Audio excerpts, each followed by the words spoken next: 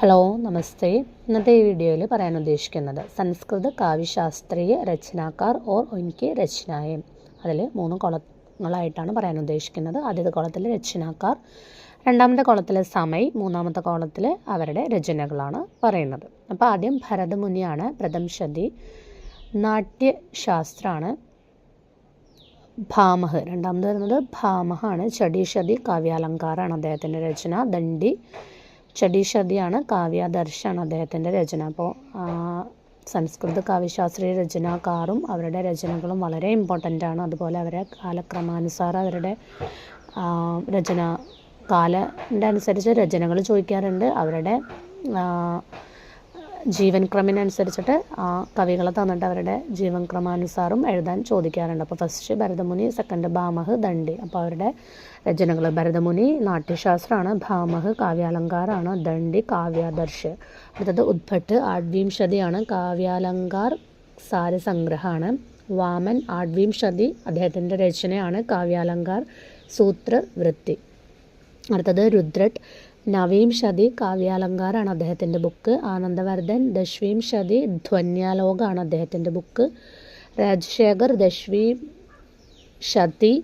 കാവ്യമീമാംസയാണ് അദ്ദേഹത്തിൻ്റെ ബുക്ക്. അഭിനവ് ഗുപ്ത ദശ്വീംശതിയാണ്. ധ്വന്യാലോക് ലോചനാണ് അദ്ദേഹത്തിൻ്റെ ബുക്ക്. അടുത്തത് കുന്തകാണ്. ദശ്വീംശതി വക്രോക്തി ജീവിതം അതാണ് അദ്ദേഹത്തിൻ്റെ രചന.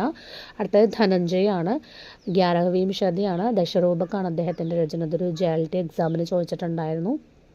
അപ്പോൾ ധനഞ്ജയി ധനം ഉള്ള ആളാണല്ലോ, അപ്പോൾ ദശം എന്നുള്ളതും ഒരു സംഖ്യയാണല്ലോ. അപ്പോൾ ധനഞ്ജയി ദശരൂപക്ക് അങ്ങനെ കണക്ട് ചെയ്ത് പഠിക്കുക. അടുത്തത് ആചാര്യ ഭോജരാജാണ്. ഗ്യാരവീംശതി ശൃംഗാർ പ്രകാശം സരസ്വതി കണ്ഠാഭരണമാണ് അദ്ദേഹത്തിൻ്റെ രചനകൾ. അടുത്തത് ക്ഷേമേന്ദ്ര ഗ്യാരവീംശതി ഔചിത്യ വിചാര ചർച്ച കവി കണ്ഠാഭരൻ. ഇതൊക്കെയാണ് അദ്ദേഹത്തിൻ്റെ രചനകൾ. അടുത്തത് മമ്മട്ട് ഗ്യാരഹവീംശതി കാവ്യപ്രകാശാണ് അദ്ദേഹത്തിൻ്റെ രചന. അടുത്തത് മഹിംഭട്ട് ഭാരഹവീംശതി വ്യക്തിവിവേകാണ് അദ്ദേഹത്തിൻ്റെ രചന. അടുത്തത് റുയക്ക് ഭാരവീംശതിയാണ്. അലങ്കാര സർവസ്വമാണ് അദ്ദേഹത്തിൻ്റെ രചന. അടുത്തത് വാഗ്ഭട്ട് ഭാരവീംശതി വാഗ്ഭട്ടാലങ്കാരാണ് അദ്ദേഹത്തിൻ്റെ രചന. അടുത്തത് ഹേമചന്ദ്ര ഭാരഹവീംശതിയാണ്. കാവ്യാനുശാസനാണ് അദ്ദേഹത്തിൻ്റെ രചന. അടുത്തത് ജയദേവ് തരഹവീംശതി ചന്ദ്രാലോകാണ് അദ്ദേഹത്തിൻ്റെ രചന. അടുത്തത് വിശ്വനാഥ് ചൗദഹവീംശതി സാഹിത്യ ദർപ്പണാണ് അദ്ദേഹത്തിൻ്റെ രചന. അടുത്തത് വിദ്യാധർ ചൗദഹവീംശതി ഏകാവലിയാണ് അദ്ദേഹത്തിൻ്റെ രചന. അടുത്തത് ഭാനുദത്ത് പന്ത്രവീംശതി രസമഞ്ജരി രസതരംഗിണിയാണ് അദ്ദേഹത്തിൻ്റെ രചനകൾ. അടുത്തത് ശേഖർ കേശവ് മിശ്ര സോലഹവീംശതി അലങ്കാരാണ് അദ്ദേഹത്തിൻ്റെ രചന. അടുത്തത് അപ്പൈ ദീക്ഷിത് സോലവീംശതി കുവലയാനന്ദ് ചിത്രമീമാംസയാണ് അദ്ദേഹത്തിൻ്റെ രചനകൾ. അടുത്തത് പണ്ഡിറ്റ് ജഗന്നാഥ് ചോദിക്കാറുള്ള ക്വസ്റ്റ്യനാണ്. സത്രഹവീംശതിയാണ്.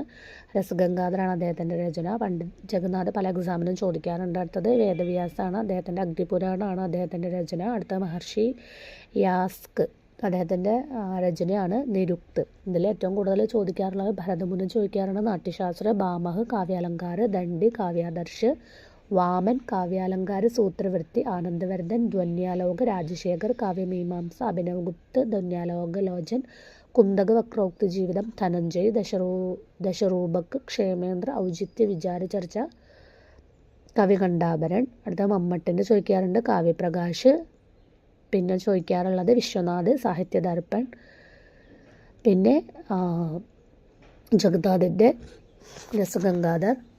ഇത്രയുമാണ് ഇമ്പോർട്ടൻ്റ് ആയിട്ട് ഈ ഒരു ഏരിയയിൽ നിന്നും ചോദിക്കാറുള്ള ക്വസ്റ്റ്യൻസ്. അപ്പോൾ എല്ലാവരും നല്ല രീതിയിൽ തന്നെ ഇത് മനസ്സിലാക്കി വെക്കുക. പല എക്സാമിനും ഇതിൽ നിന്നും ക്വസ്റ്റ്യൻസ് ചോദിച്ചിട്ടുണ്ട്.